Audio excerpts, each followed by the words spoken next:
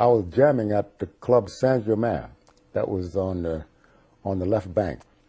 And this gentleman... In Paris. In Paris, yes. yeah. And this gentleman was in, this was in 1949, the beginning.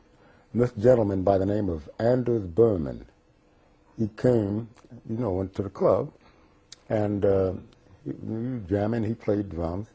And then when he was finished, he asked me, he said, would you like to come to Sweden and make 12 sides? I said, yeah, I'd love to. He said, okay, I'll send you a plane ticket. I said, I don't want to fly. He said, well, how do you want to? I said, a train. He said, all right. So I went on a train and then went on a ferry and got there. And so I did, 10 or 11 things, sides. And then they wanted to do one more song. They said, well, what would you like to do? I said, well, how about I'm in the Mood for Love? He says, okay. So he didn't have an arrangement, so he had to go to the John. So he went to the John and sketched it out while he was there, and he came back. We did it, and I had Lars Gullen. He had his old beat-up silver alto down there. And in those days, you would play another person's horn, but you don't do it now, So I said, you mind if I play that? He said, no. And we did it in one take. One take? One take. Now, check this out, Camille. You could call me Camille. No. No. Go ahead. Mrs. Cosby, check this out.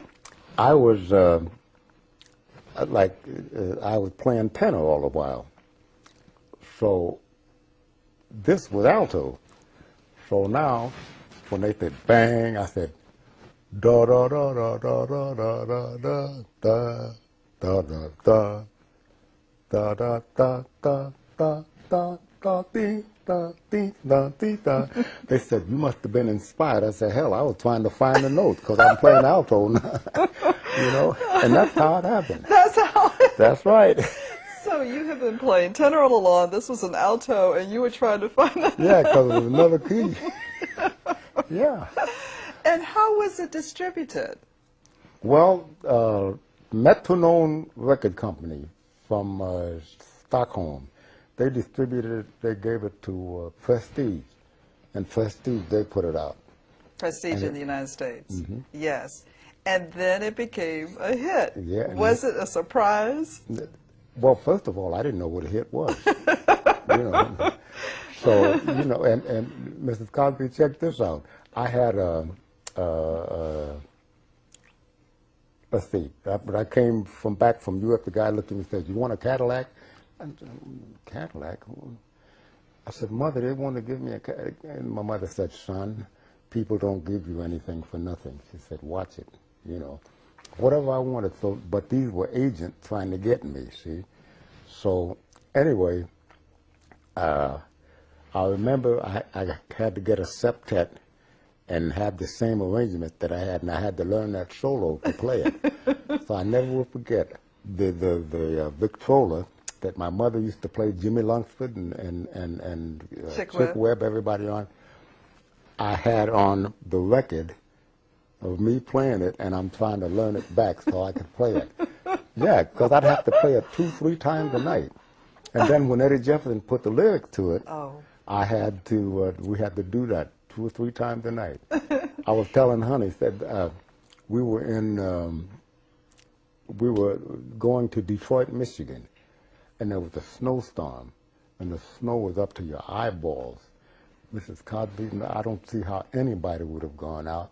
And when we were 3 hours late when we got there, the place was jam-packed. Oh, they wanted to hear Moody's Mood for Love. Moody's Mood for Love. It has been a continuous hit. It's so familiar to many people around the world, I'm sure. Yeah. It's fantastic. And like I said before, Queen Latifah she just did it. And she should. She beautiful voice. Yes. And good. you know what?